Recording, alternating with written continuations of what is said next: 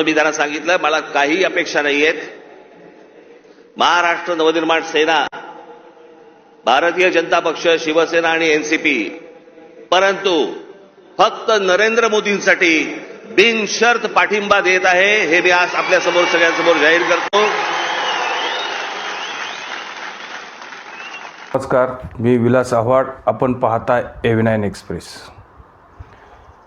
मित्रांनो, काल गुढीपाडव्याच्या निमित्ताने किंवा गुढीपाडव्याच्या दिवशी मनसे प्रमुख राज ठाकरे यांनी दादर येथील शिवाजी पार्क मैदानावर आपलं जे काही गुढीपाडव्याच्या दिवशी कार्यकर्त्यांना संबोधन किंवा कार्यकर्त्यांना नवीन पक्षाची दिशा देण्यासाठी जे काही गुढीपाडव्याला दरवर्षी ते सभा घेत असतात आणि त्यामध्ये आपली दिशा ही सांगत असतात. खरं तर गुढीपाडवा सण हा मराठी वर्षाचा सुरुवात आहे.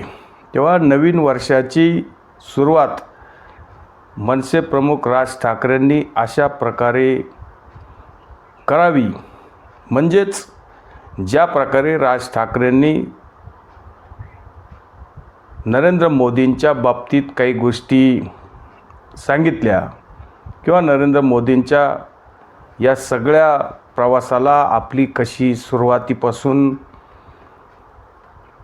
त्यांचं नाव घेण्यामध्ये, मग अगदी 2014 असेल किंवा मध्यंतरीच्या काळामध्ये नरेंद्र मोदींवर 2019मध्ये अगदीच लावरे तो व्हिडिओ, या माध्यमातून राज ठाकरेंच्या दृष्टीने ज्या काही नरेंद्र मोदींच्या चुका असतील त्यावर सुद्धा ते बोट ठेवून त्यांच्यावर टीका करण्यापर्यंत सुद्धा राज ठाकरेंनी काम केलेले, या सगळ्या गोष्टी सांगून अगदी नरेंद्र मोदींना तिसऱ्यांदा पंतप्रधान करण्यासाठी मग भारतीय जनता पार्टी, शिवसेना एकनाथ शिंदे आणि राष्ट्रवादी काँग्रेस अजित पवार या 3 पक्षाच्या महायुतीला नरेंद्र मोदींना पंतप्रधान करण्यासाठी महाराष्ट्रामध्ये पाठिंबा जाहीर करून टाकला.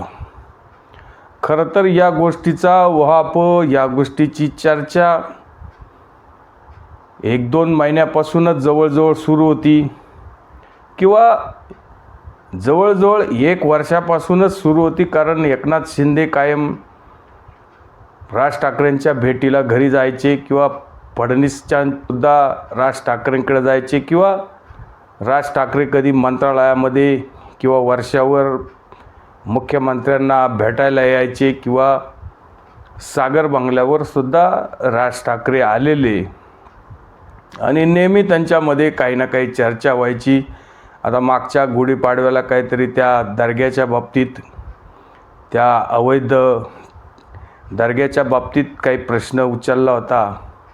तर तो दर्गा पहाटे नष्ट करण्यात आला. महानगरपालिकेकडून त्याच्यावर हातोडा चालवण्यात आला आणि त्यानंतरपासून जी चर्चा होती की कदाचित या भारतीय जनता पार्टी आणि शिवसेना शिंदे, म्हणजे अजित पवार यायच्या अगोदर, अजित पवार तेव्हा युतीमध्ये नव्हते, तेव्हापासून चर्चा होती की कदाचित राज ठाकरे हा महायुतीमध्ये किंवा युतीमध्ये तिसरा भिडू असेल, याची चर्चा होती. पण कायम या विषयावर होईल किंवा या चर्चा निवडणुकीच्या अगदी तोंडावर होतील.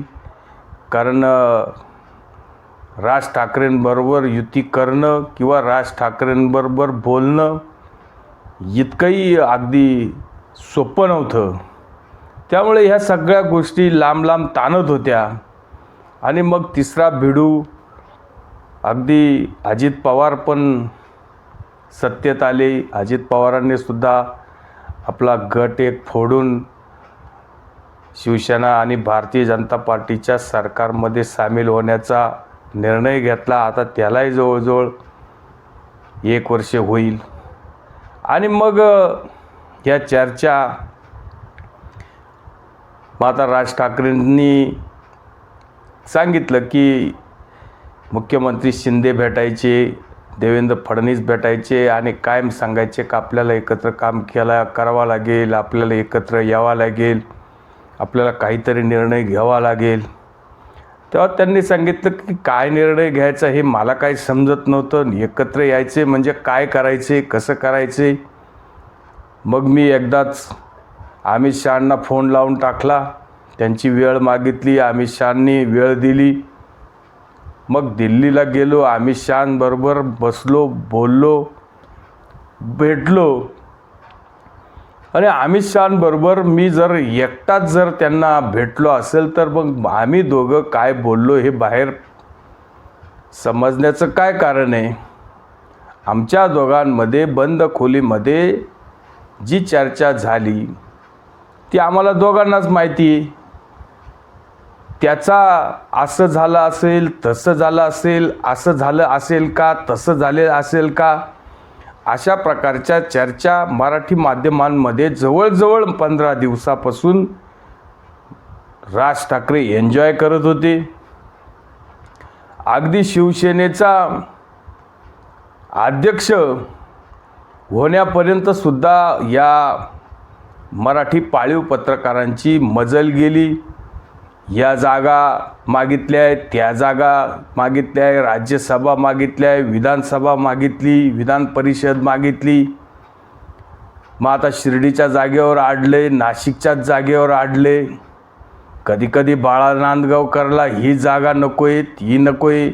अशा प्रकारच्या चर्चा आणि अशा प्रकारच्या वावड्या पत्रकार, पाळीव पत्रकार किंवा हे चहा बिस्किट पत्रकार आपल्या पद्धतीने जसं मनात येईल तसं छापून त्यांचं मनोरंजन करत होते.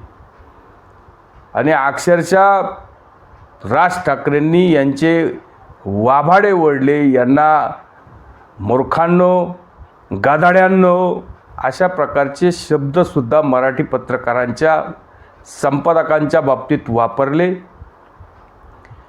हे अक्षरशः मराठी पत्रकार आणि मराठी मीडिया हे कोणाला किती वरती नेऊन ठेवतील, कोणाला हरभऱ्याच्या झाडावर चढवतील आणि कोणाचं घर एकदम फोडतील याचा सुद्धा भरोसा नाही.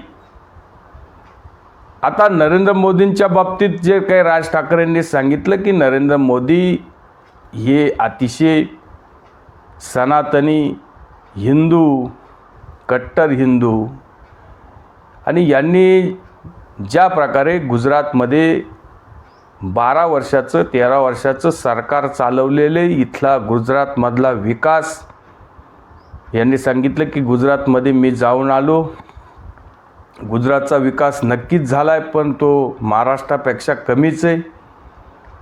आणि गुजरातच्या विकासावर ह्या सगळ्या गोष्टी बोलून झाल्या आहेत. नरेंद्र मोदींनी काय काय गुजरातमध्ये काम केले त्याची राज ठाकरेंनी अनेक वेळा स्तुती पण केलेली आहे. मग अगदी देशामध्ये सुरुवातीच्या काय पहिल्या टर्ममध्ये नरेंद्र मोदींनी काही चांगले निर्णय घेतले, काही नोटबंदीसारखे निर्णय जे राज ठाकरेंना आवडले नाही त्याच्यावर पण राज ठाकरेंनी टीका केलेली आहे. आणि जे निर्णय नंतर 2019च्या नंतर जे काही निर्णय घेतले, मग राम मंदिर असेल किंवा 370 हटवलं, हे मुद्देसुद्धा राष्ट्रीय मुद्दे, राष्ट्रभक्ती किंवा अतिशय जिव्हाळ्याचे जे काही मुद्दे हे घेतल्यामुळं राज ठाकरेंना काहीसा नरेंद्र मोदींचा हेवासुद्धा वाटला. कारण NRC आणि CA सारख्या मुद्द्यांना राज ठाकरेंनी यापूर्वी पाठिंबा दिलेला आहे. या अशा प्रकारचं राज ठाकरेंचं एकंदरीत हे सगळं. आणि मग त्यांनी सांगितलं ही चर्चा, ती चर्चा, त्या माध्यमांमध्ये अनेक चर्चा होत होत्या. मग राज्यसभेच्या जागा किंवा लोकसभेच्या किती, या सगळ्या गोष्टी मग मी माझ्या पक्षाच्या चिन्हावर लढायचं की भारतीय जनता पार्टीच्या पक्षाच्या चिन्हावर लढायचं, या सगळ्या चर्चा माध्यमांनी रंगवल्या. त्या राज ठाकरे 5-7 दिवस ऐकत होते. पण अशा काही चर्चा झाल्या असे काही वाटत नाही, कारण त्यांनी असं म्हटलं की जे अपत्य मी जन्माला घातले, महाराष्ट्र नवनिर्माण सेना हा पक्ष मी तयार केला आहे, या पक्षाला मी वाढवेल, त्यालाच वाढवेल, त्याचंच संगोपन करील आणि त्याच पक्षाच्या चिन्हावर जर मला उद्या माझे उमेदवार उभे करायचे असतील तर मी त्या माझ्या रेल्वे इंजिनच्याच चिन्हावर मी माझे उमेदवार उभे करील. मी दुसऱ्याच्या चिन्हावर माझे उमेदवार उभा करण्याचा प्रश्नच येत नाही. कारण हे इंजिन म्हणा किंवा हा पक्ष म्हणा, हे मी संघर्षातून तयार केले, हे मी माझं अपत्य, हे माझं मी निर्माण केलेले. मी कोणाचा पक्ष फोडून कुठल्या तरी पक्षाचा नेता व्हायला मला कुठलाही इंटरेस्ट नाही. त्याच्यामुळं ह्या ज्या चर्चा, ह्या ज्या वावड्या होत्या, त्याच्यावर सुद्धा राज ठाकरेंनी सोयीस्कररित्या पांघरून टाकलं. विनाकारण नको त्या गोष्टीला किंवा काही कोणाच्या मनातच नाही. एकनाथ शिंदेंच्या शिवसेनेचा अध्यक्ष राज ठाकरे होणार, या अशा प्रकारच्या नको त्या चर्चा, जे ह्या चर्चेचं यामध्ये तसं पाहिलं तर काही औचित्यच नव्हतं. पण पत्रकारांनी अक्षरशः काही त्यांच्या मनात येईल तेच त्यामध्ये टाकून, मीठ मसाला लावून, रंगवून, मग आता यांना 24 तास जे काही पत्रकारिता करायची, 24 तास बातम्या दाखवायच्या, तर मग आता काय दाखवायच्या? राज ठाकरे तर बोलत नाही, भारतीय जनता पार्टीचे कुठलेच कार्यकर्ते बोलती नाही किंवा नेते बोलत नाही. दिल्लीमध्ये विनोद तावडे बरोबर होते, त्यांनी काही खुलासा केला नाही. आता राज ठाकरे गुढीपाडव्यालाच बोलणार आहे. मग तोपर्यंत काहीतरी बनवाबनवी करायची आणि आपल्याच पद्धतीने न्यूज द्यायच्या, आपणच सांगायचं हे असं झालं असेल. राज ठाकरेंना 12 तासाचं वेटिंग करावं लागला.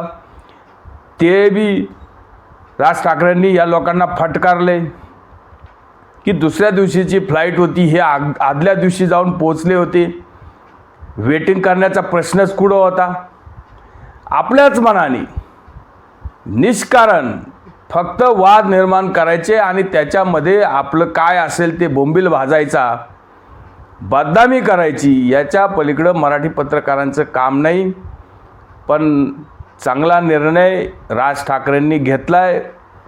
एका विकासाच्या किंवा विकास पुरुषाच्या या सगळ्या गोष्टींवर सकारात्मकरित्या जो काही राज ठाकरेंनी निर्णय घेतला आहे तो अतिशय चांगला आहे. आता राज ठाकरेंच्या मनामध्ये विधानसभा असेल, नंतरच्या गोष्टी असतील त्या असतील, त्या हे 3 पक्ष आणि राज ठाकरे मिळून सोडवतील. विधानसभेला जागा वाटप होईल किंवा महानगरपालिकेत सुद्धा सीट शेअरिंग वगैरे होईल. पण आता सध्या लोकसभेच्या कुठल्याही जागा राज ठाकरे लढवणार नाही आणि राज ठाकरेंनी अगदी बिनशर्त नरेंद्र मोदींना तिसऱ्यांदा पंतप्रधान करण्यासाठी भारतीय जनता पार्टी, NCP, शिवसेना महायुतीला जाहीर पाठिंबा देऊन टाकलाय. हा निर्णय अतिशय स्वागत योग्य आहे.